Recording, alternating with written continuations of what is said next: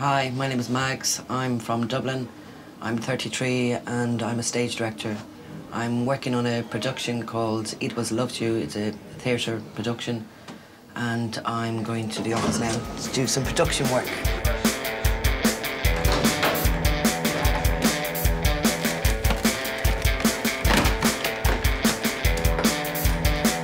The brilliant assistant. She's Margarita. Yeah. 1, 2.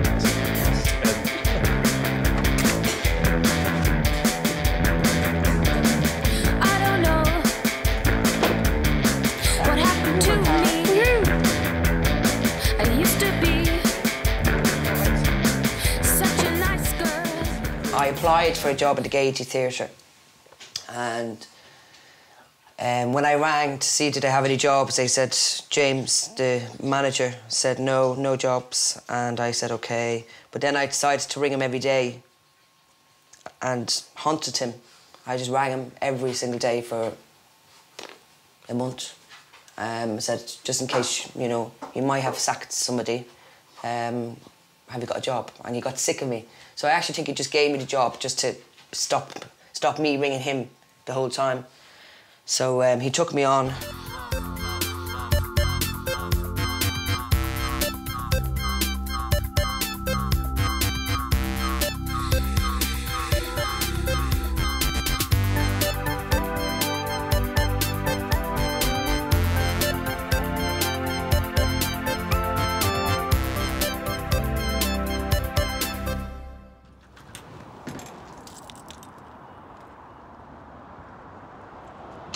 This area, all around this area is kind of where I was brought up.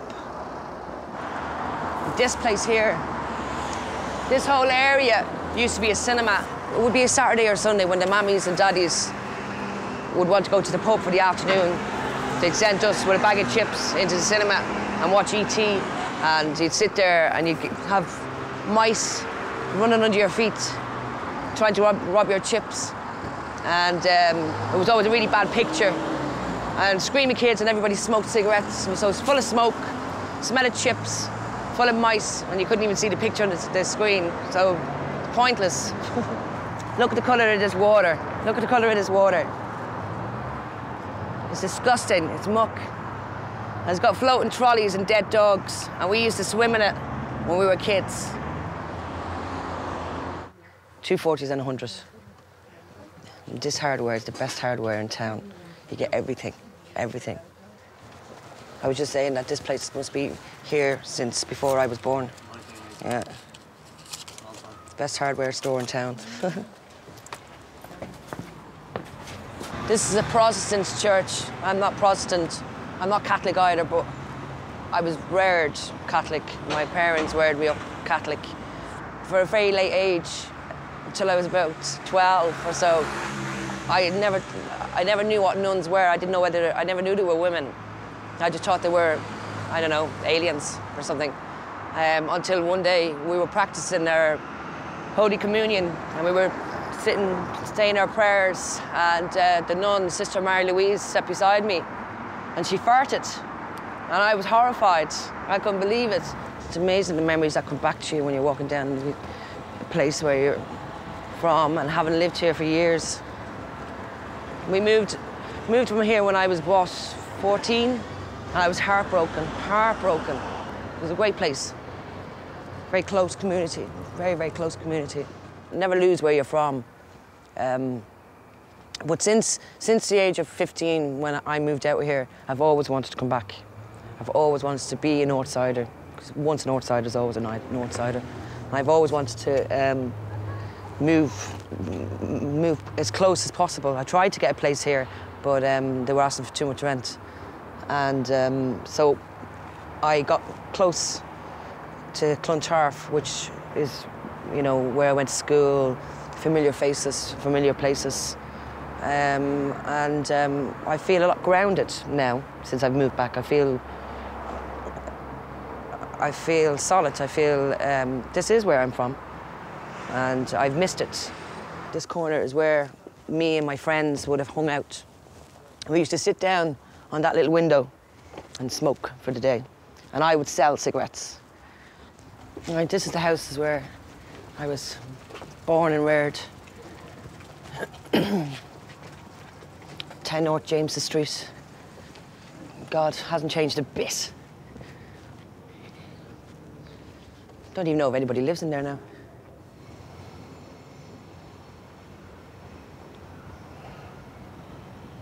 Stories you can tell in that place. And this. I'll wait until it goes past.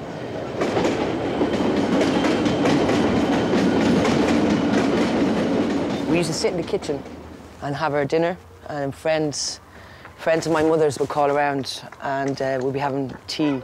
The next minute, a train would go by, and the whole house shakes. The tables, the cups, the cutlery, and they'd be going, "Oh my God, it's an earthquake." And my mum was going like, "Nah, it's just a train." This railing wasn't here. This railing was gone. So we used to wall it.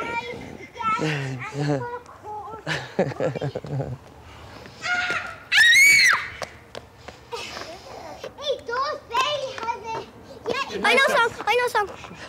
What happened when karma ran and bite you, and everything you stand for turn on and spite you? What happened when you become the main source of a pain? Daddy, look what I made, that could all catch a plane. Whoa, very good. Bravo, brilliant. Eminem, that's an Eminem song. Yeah. You ready? You ready? You ready?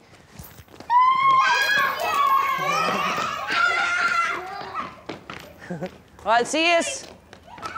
Bye-bye. Bye-bye. Oh, no. You'll never be alone on the North Strand. There's good people, there's good connections. People look out for each other. Yeah, I connect to the place, I suppose. I've got here's here, here's here. I think. But it's funny, anytime I have dreams, the location always seems to be the North Strand. I went to the train station and got on the wrong plane. That was the start and end of everything. We never fall in love.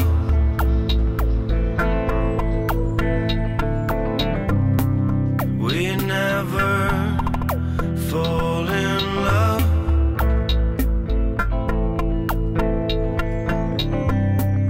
We never fall in love.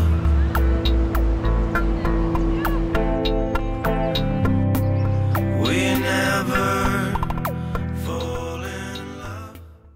My teachers taught us there was no hope. There was no education, no hope, no future for me because I was quite wild in school. But my art teacher, Miss Tuffy, an amazing woman, always pushed me. She was the only one that kind of had a bit of faith in me. That I could do something, Max, good at something. So, you know, like I enjoyed painting, I find it quite relaxing. It's a hobby, I don't take it too serious. I can take critic.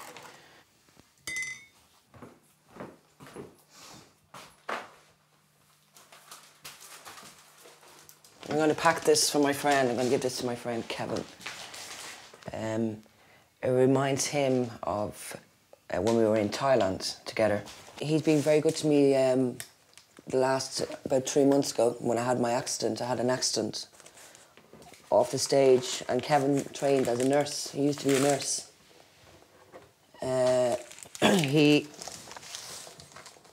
He came to visit me in hospital and said, "You're coming with me, you're staying with me because you're not going to be able to do anything."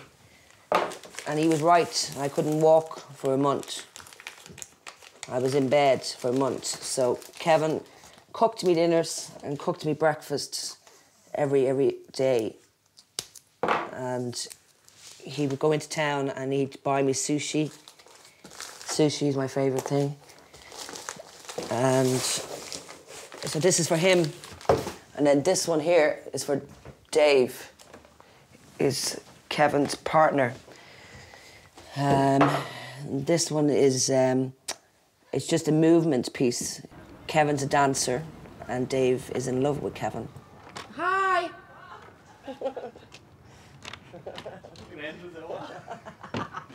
Hello.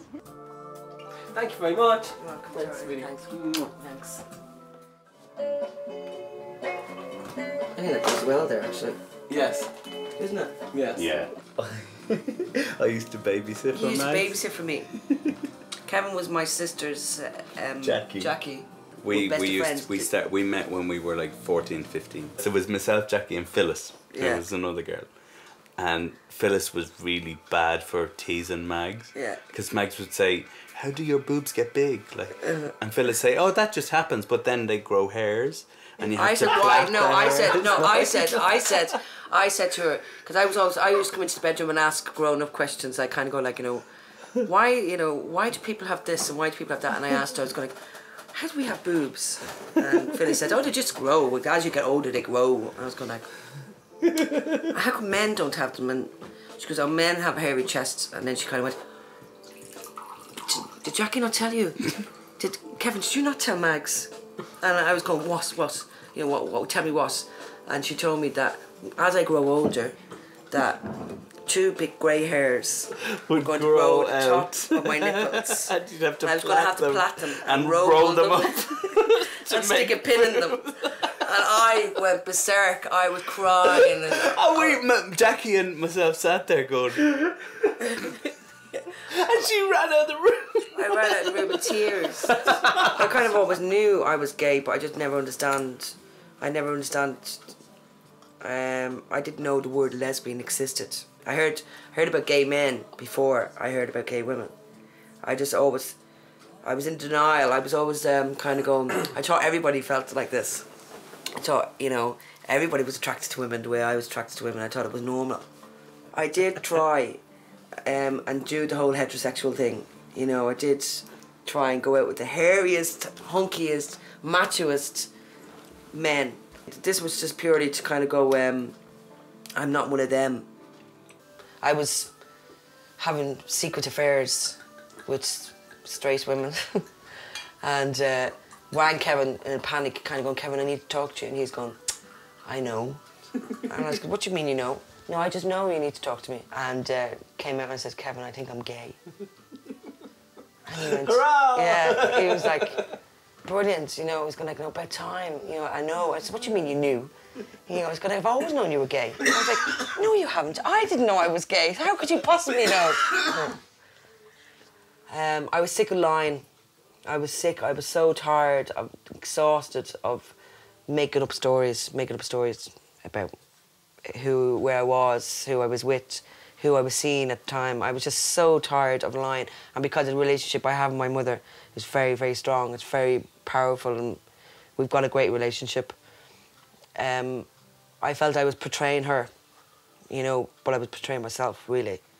So I was just kind of looking for the moment, but when is the right moment? There's no such thing as the right moment. And she came Lots up of to... practices. There was lots of practices, yeah. I'm going to tell her. I'm going to tell her. No. Yeah, there was loads of practice job. I'm going to tell her tonight, Kevin. I'm going to tell her. I'm going to do it, And I go over to my mum's house, and cooking dinner, and we kind of go, so... Any news? Any news? I'm great. I'm really happy. But she came to visit me in Belfast one Christmas, about 3 years ago. I brought them to this Republican restaurant. So we were sitting there and we were chatting away. My dad was there and we had a nice dinner. And my dad loves his food. My dad had gone to the loo. So I was going like, opportunity. Just do it, Mac. Just get it over with. Just do it. So my mum was eating a piece of lamb or something. She had something in her mouth. Time, whatever. Maybe it was cake or something. I don't know. But she was eating something, right? And she went, how's Aoife? And I went, she's fine. She's fine. That was my partner at the time. And I said, she's fine. And she was like, where is she today? And I said, she's at home. Because we were living together and my mum still, no, she didn't cop on. And I turned around and I said, actually, Mum, Aoife's been my partner for the last 3 years. And she spit out what she was eating and she went green and her chin started wobbling, and she just started crying and got up out of the restaurant, and it was such a dramatic exit. And she opened the doors and ran out the door, and then my dad come out and he says, "Where's your ma?" And I was crying, I was in tears, and he says, "Where's your ma?" And I said, "I just told her I'm gay, and she's got negative." And my dad goes, "You fucking aegis." He's like, "I knew you were gay, you didn't have to tell your ma." You know, and I was kind of going, "Yeah, but I want to tell her because I love her, and you know, I want her to know that I'm happy, and I need her to know my life," you know. And my dad's going like, "Yeah, but you don't have to drive all the way back to Dublin." "I do." You know, it was like 3-hour drive, you know, kind of thing, and listen to my mum cry her eyes out. And it was awful, it was awful, it was awful, it was awful. So I cried for a week and didn't hear anything from my mother. So I decided to go up to Dublin. You know, so I hopped in the bus and went to Dublin and went in, and I was very emotional. I opened the door and my dad, like I said, "Where's Mum?" She said, "She's upstairs." So I went upstairs and she was standing there and she just threw her arms around me and hugged me for ages, for a long, long, long, long time, and said, "I'm going to start getting emotional here now, God." And said, "I love you, and you're never going to change. It's never going to change how you are to me and stuff. And I'm sorry I got a bit of a shock at the restaurant." And then we spoke about it, and then she started ringing lesbian chat lines and kind of tried to find out more about lesbians and what they thought. And But it's really sweet they made that much effort. oh, it was really sweet. Really sweet. It was really sweet. But it's so funny now because when I'm signing cards, so like if I'm writing a card to my mum or a card to my dad, or if I'm on the phone to them, they kind of go like, "Who's this?" I go, "It's the good-looking daughter, you know, the gay one, the really gay daughter." And they're going to go, "Hello, gay daughter." "Hi." So it's fine. I'm not really into having a relationship right now because my work is too important at the minute. What I'm writing and stuff is taking up too much time. And I'm just having fun. I'm just meeting really interesting women and having, you know, some fun and nothing serious. And that's that, really. I think I've got a nice group of gay women. We get together every now and then and we go out in the gay scene. I like mix of people. I don't like all gay. And the gay scene is too cliquey for me, you know. It's more exciting to mingle. My favourite word. Mingling is just a phrase, a Dublin phrase, to go from one person to another and talk for a while. See what they're at, see what they're doing.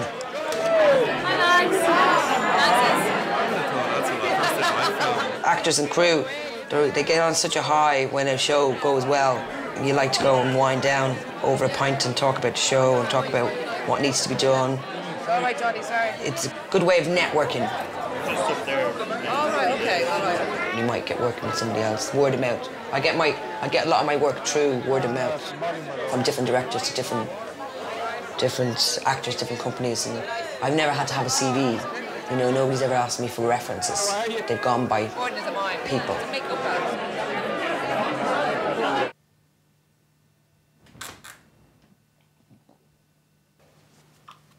Hmm?